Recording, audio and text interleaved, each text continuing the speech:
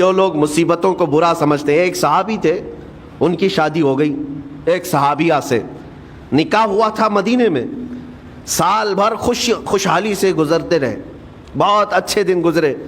سال ختم ہونے کو تھا کہ خاتون جو ہے لڑائی کرنا شروع کر دیتی، کہتی ہے مجھے تمہارے ساتھ رہنا نہیں، مجھے طلاق چاہیے، ڈائریکٹ طلاق۔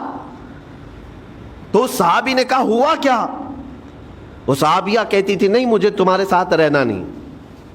اس صحابی نے کہا ٹھیک ہے اگر ایسا ہی ہے تو حضور پاک صلی اللہ علیہ وسلم کے پاس چلتے ہیں، وہاں جا کر فیصلہ کرا لیں گے۔ تو وہ صحابیہ مان گئیں، کہا چلو چلتے ہیں۔ تو دونوں چلے جا رہے تھے اپنے گھر سے، حضور پاک صلی اللہ علیہ وسلم کے دربار میں فیصلہ کروانا ہے۔ چلتے وقت راستے میں ایک پتھر سے ٹھوکر لگ گئی اس صحابی کو، اور اتنی تیز ٹھوکر لگی کہ ان کا ناخن اکھڑ گیا۔ اب وہ ان کی خاتون جو بیوی صحابیاں ہیں وہ فوراً اپنے دوپٹے کا کپڑا پھاڑ کر کے انگلی کو باندھتی ہیں اور خون روکتی ہیں، اور اس کے بعد کہتی ہے چلو واپس گھر چلتے ہیں۔ گھر واپس آنے کے بعد وہ کہتی مجھے طلاق نہیں چاہیے، ساتھ میں رہوں گی۔ کہا عورتوں کا موڈ، عورتوں کا اس طرح کا فیصلہ کیا بات ہے؟ وہ صحابیہ کہتی ہے میں نے سنا ہے کہ جب کبھی کوئی بندہ بیمار نہیں ہوتا تو اللہ اسے پسند نہیں کرتا۔ میں نے جب سے تم سے شادی کی ہے سال بھر ہو گئے، ایک بار بھی تم کو بیمار ہوتے نہیں دیکھا۔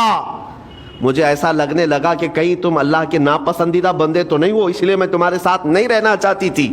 اب جب راستے میں ٹھوکر لگ کر ناخن اکھڑ گیا تو مجھے احساس ہوا کہ اللہ تجھے بھی پسند کرتا، میں تیرے ساتھ رہنے کو تیار ہوں۔ وہ صحابیہ تھیں۔ میرے عزیزو، اس کا مطلب یہ نہیں کہ ہم آپس میں ایک دوسرے کے بیمار ہونے کی انتظار میں رہیں۔ شوہر یہ سوچے کہ میری بیوی بیمار کیوں نہیں ہوتی، اور بیوی یہ سوچتی رہے کہ میرا شوہر بیمار کب ہوگا۔ وہ توکل کا اعلیٰ درجہ ہے۔ انتظار اور تمنا مت کرو بیمار ہونے کا، بلکہ بیماری آ جائے تو اللہ کا شکر ادا کرو، آ جائے تو صبر کرو۔ عزیزان گرامی وقار، ہم آج امام حسین اور ان کے رفقائے گرامی رضوان اللہ علیہم اجمعین کو یاد کرتے ہیں تو صرف رونے کے لیے نہیں یا صرف غم منانے کے لیے نہیں، بلکہ داستان کربلا سنانے کا ایک عظیم مقصد یہ ہوتا ہے کہ نوجوانوں کے اندر بلکہ بوڑھے اور بچوں کے اندر بھی ایمانی جذبہ ایسا آ جائے کہ وہ ہر مصیبت پر ڈٹ کر کھڑے ہو سکیں، ہر یزیدی کا مقابلہ کر سکیں۔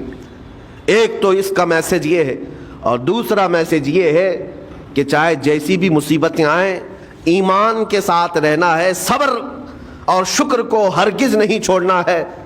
مصیبتیں ہمارے پاس اب اتنی بڑی تو نہیں آتی کہ ایک خاندان کے ہی اتنے لوگوں کو کاٹ دیا جائے، ایسی مصیبتیں تو نہیں آئی۔ اب جو کچھ بھی آتی ہیں ہمارے ساتھ وہ مال کی کمی کی، کبھی دکان میں دھندا نہیں چلتا، کبھی بچے کسی کو نہیں ہو رہے ہیں، یا پھر گھر میں کوئی بیمار ہے، کوئی مستقل بیماری آ گئی ہے، یہی تو مصیبتیں ہیں۔ مومن کے لیے یہ قید خانہ ہے، زیادہ آسائش اور آرام کی فکر نہ کرو۔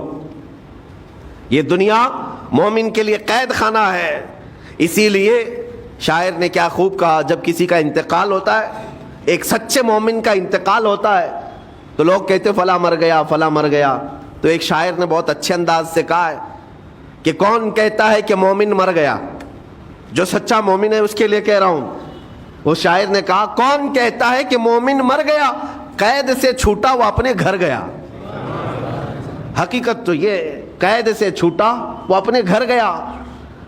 یہاں دنیا میں زیادہ آسائش، زیادہ آرام کی طلب انسان کو مغرور بنا دیتی ہے، تکبر والا بنا دیتی ہے، گھمنڈی بنا دیتی ہے۔ اور اللہ تبارک و تعالیٰ کی بارگاہ میں ہمیشہ سر بسجود رہنے والا وہ بندہ ہے جو مصیبتوں میں گھرا رہتا ہے۔ کچھ نہ کچھ مصیبتیں ایسی ہیں جو تمہیں مسجد تک لاتی ہیں، قرآن تک لاتی ہیں، تسبیح تک لاتی ہیں۔